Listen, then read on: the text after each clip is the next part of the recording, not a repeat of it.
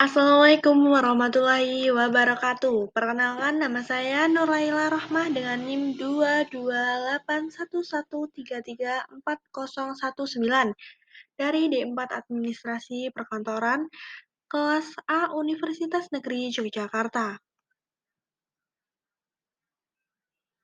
Di kehidupan kita tidak lepas dengan istilah etika. Secara etimologi, etika berasal dari bahasa Yunani yaitu ethos, yang berarti adat atau kebiasaan. Saat ini terjadi menurunnya etika pada individu. Penerapan etika tidak hanya pada individu saja, melainkan organisasi, lembaga, ataupun perusahaan menerapkan etika yang baik. Presentasi kali ini membahas tentang etika Ikatan Perhotelan Indonesia. Tidak hanya etika, tetapi pembahasan meliputi sertifikasi, budaya, etos, dan kontrak pada organisasi Ikatan Perhotelan Indonesia.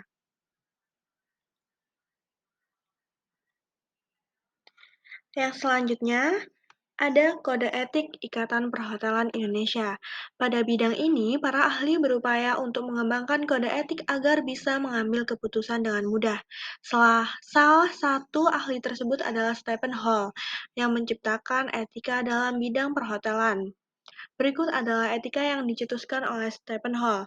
1. Mengakui etika dan moralitas sebagai elemen penting dari bisnis dan memantau setiap keputusan sesuai standar kejujuran, loyalitas, keadilan, impunitas, dan hati nurani tertinggi. Yang kedua, selalu bertindak secara individu dan kolektif untuk membawa kejayaan bagi industri perhotelan dan pariwisata.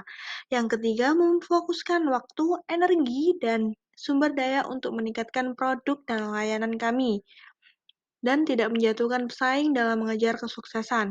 Yang keempat, melayani dan memperlakukan semua orang sama tanpa memandang ras, agama, kebangsaan, kepercayaan, atau jenis kelamin.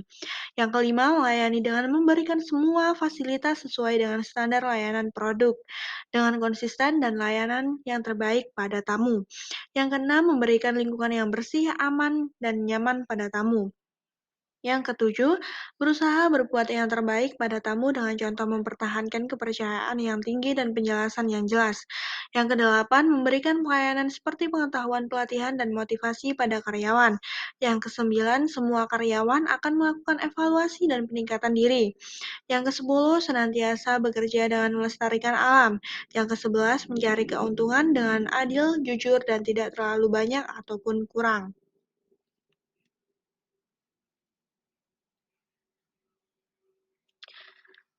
Yang kedua, sertifikasi pada bidang perhotelan. Sertifikasi profesi adalah pemberian sertifikat kompetensi untuk profesi dan keahlian pada bidang tertentu, dengan tujuan memastikan bahwa orang tersebut memiliki kompetensi melalui pembelajaran, pelatihan, ataupun pengalaman kerja.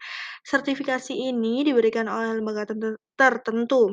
Dalam bidang perhotelan, misalnya sertifikasi profesi untuk front office, room attendant, chef, barista, dan lain-lain.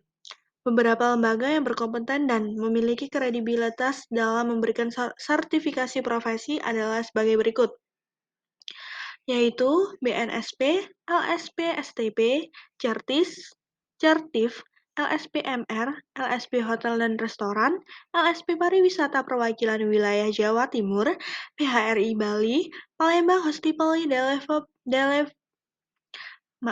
Palembang Hospitality Development Center, HPI Jakarta, BBPKLKN Service, BNP2TKI, LSP Pariwisata Yogyakarta, dan yang terakhir, Hildikti Pari.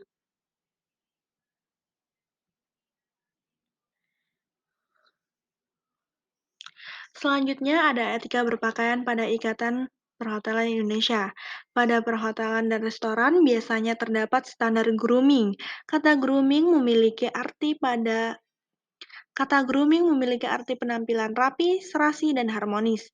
Berpenampilan mencakup pada fisik dan tata rias sehingga menghasilkan penampilan yang rapi. Standar grooming ini biasanya menjadi SOP pada bidang perhotelan dan restoran dengan tujuan agar karyawannya tampak rapi, bersih, selaras dari aspek mode, warna, dan aksesoris yang dipakainya. Berikut adalah standar grooming pada karyawan atau pegawai perhotelan dan restoran. Pertama, menjaga kebersihan diri sendiri dengan mandi, sikat gigi, memakai parfum, dan deodoran. Yang kedua, memakai seragam yang sesuai dengan ketentuan hotel. Seragam harus rapi, tidak kusut, dan tidak bernoda.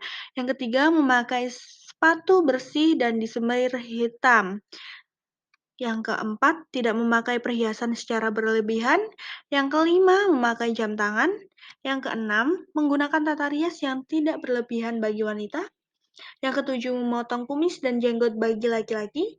Yang kedelapan, potongan rambut rapi, tidak gondrong, dan tidak mengecat rambut bagi laki-laki. Yang kesembilan, rambut disanggul atau diikat dan tidak mengecat warna rambut bagi wanita.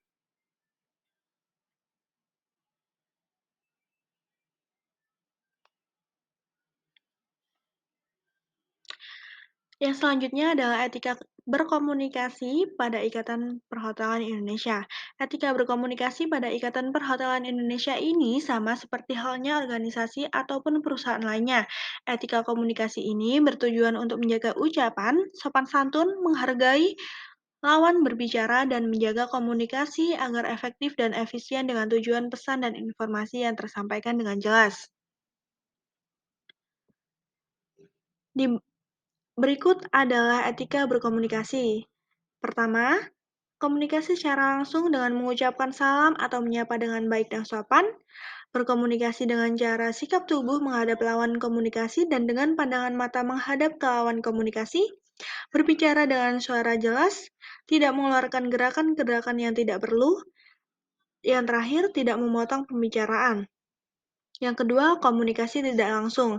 Disarankan memperhatikan waktu saat akan berkomunikasi, memperkenalkan identitas nama dan asal institusi, berkomunikasi dengan sopan atau tidak membentak atau mengirim pesan umpatan, menyampaikan pesan dengan jelas dan tidak bertele-tele, disarankan mengucapkan tolong, maaf, terima kasih pada saat mengirim pesan.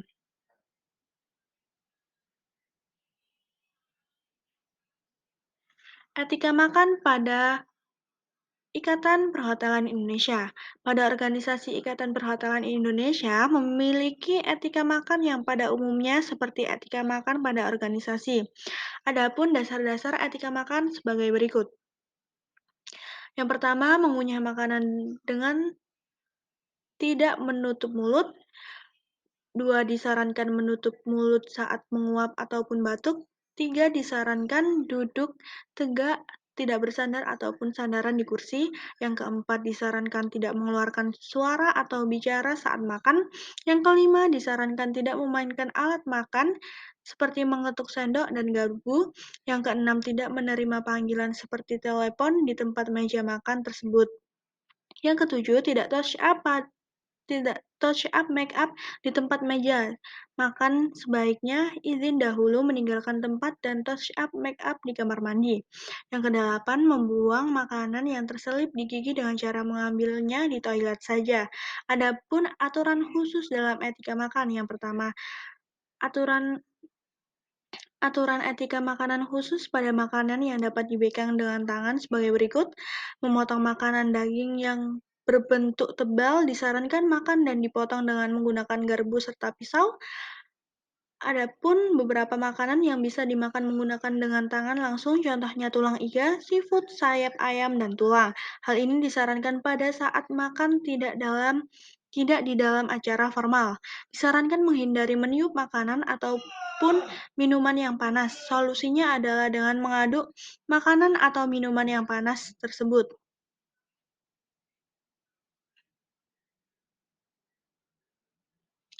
Selanjutnya, etika menerima tamu. Untuk etika menerima tamu dalam Perhimpunan Perhotelan dan Restoran Indonesia, ada beberapa hal yang harus diperhatikan, yaitu jika ada tamu maka harus disambut dengan baik dan cepat, berikan kesan pertama yang baik pada tamu. Sikap yang baik dan dapat berkomunikasi dengan tamu adalah hal yang penting dalam menyambut tamu.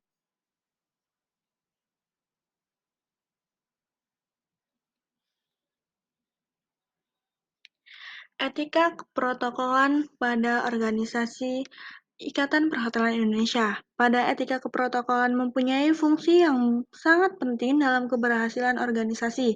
Adapun etika keprotokolan dalam organisasi Ikatan Perhotelan Indonesia adalah satu, wajib menganut dan menjunjung tinggi peraturan Undang-Undang Dasar 1945 dan Bhinneka Tunggal Ika. Yang kedua, wajib menjunjung tinggi filosofi Ikatan Perhotelan Indonesia itu sendiri. Yang ketiga, wajib mentaati anggaran dasar dan anggaran rumah tangga yang telah dibuat oleh Ikatan Perhotelan Indonesia. Yang keempat, wajib menjunjung tinggi harkat dan martabat Ikatan Perhotelan Indonesia. Yang kelima, wajib membayar kas yang nominalnya telah ditentukan. Yang keenam, tidak melakukan tindakan pelanggaran hukum dan Undang-Undang Dasar 1945, tidak melakukan dan yang terakhir, tidak melakukan kampanye dalam Ikatan Perhotelan Indonesia.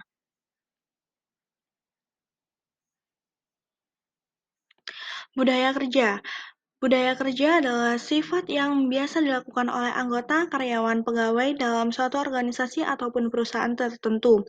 Banyak sekali manfaat yang didapatkan jika organisasi ataupun perusahaan memiliki budaya kerja yang sifatnya positif. Ikatan Perhotelan Indonesia memiliki budaya kerja yang positif membuat anggotanya di dalam bisa meraih keuntungan yang positif juga. Adapun budaya kerja pada Ikatan Perhotelan Indonesia antara lain satu, mendapatkan perlakuan atau pelayanan yang baik dan adil di dalam Ikatan Perhotelan Indonesia. Kedua, mendapatkan kebebasan dalam mengeluarkan pendapat ataupun komentar. Yang ketiga, mendapatkan kebebasan dalam beragama dan berpolitik. Yang keempat, mendapatkan kebebasan untuk mengambil keputusan. Yang kelima, mendapatkan kebebasan dalam mencalonkan diri sebagai anggota pengurus. Yang keenam, mendapatkan kebebasan dalam menolak jika diangkat menjadi anggota pengurus. Yang ketujuh, mendapatkan kebebasan dalam perlindungan diri sendiri. Etos kerja pada Ikatan Perhotelan Indonesia. Etos kerja adalah keyakinan individu atau kelompok. Etos kerja memiliki sangat penting bagi faktor keberhasilan organisasi ataupun perusahaan maupun lembaga. Adapun etos kerja Ikatan Perhotelan Indonesia sebagai berikut. 1. Adanya kewajiban bagi anggota Ikatan Perhotelan. 2. Adanya sanksi bagi Ikatan Perhotelan Indonesia. 3. Adanya hak bagi anggota Ikatan Perhotelan Indonesia. Yang keempat, adanya keuntungan bagi Ikatan Perhotelan Indonesia.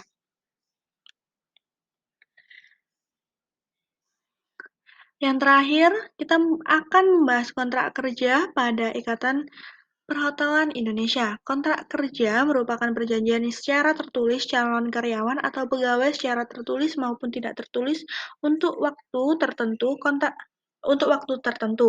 Kontrak kerja ini memuat syarat-syarat, hak, dan kewajiban.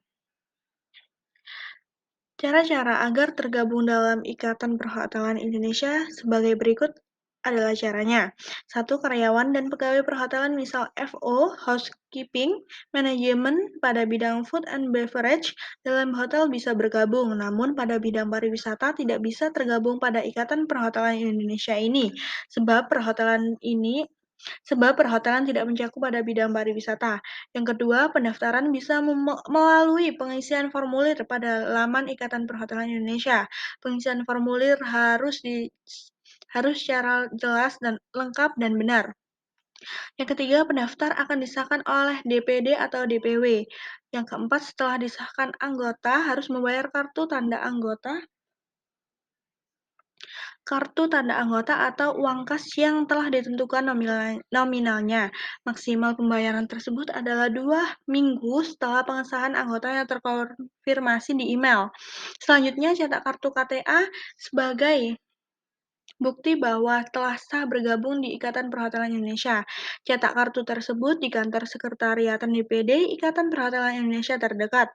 Untuk cetak kartu ini akan diinformasikan sebagai undangan dikirim melalui email. Adapun hak dan kewajiban pada Ikatan Perhotelan Indonesia antara lain 1. Wajib menganut dan menjunjung tinggi peraturan Undang-Undang Dasar 1945 dan Bhinneka Tunggal Ika. Kedua, wajib menjunjung tinggi filosofi Ikatan Perhotelan Indonesia itu sendiri. Ketiga, wajib mentaati anggaran dasar dan anggaran rumah tangga yang telah dibuat oleh Ikatan Perhotelan Indonesia.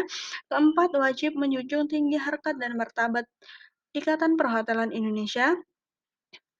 Selanjutnya, wajib membayar kas yang nominalnya telah ditentukan, tidak melakukan tindakan pelanggaran hukum yang ada di Undang-Undang Dasar 1945, tidak melakukan kampanye dalam Ikatan Perhotelan Indonesia, ketujuh, mendapatkan perlakuan ataupun layanan yang baik di dalam Ikatan Perhotelan Indonesia, kedelapan, mendapatkan kebebasan dan mengeluarkan pendapat ataupun berkomentar, sembilan, mendapatkan kebebasan untuk mengambil keputusan,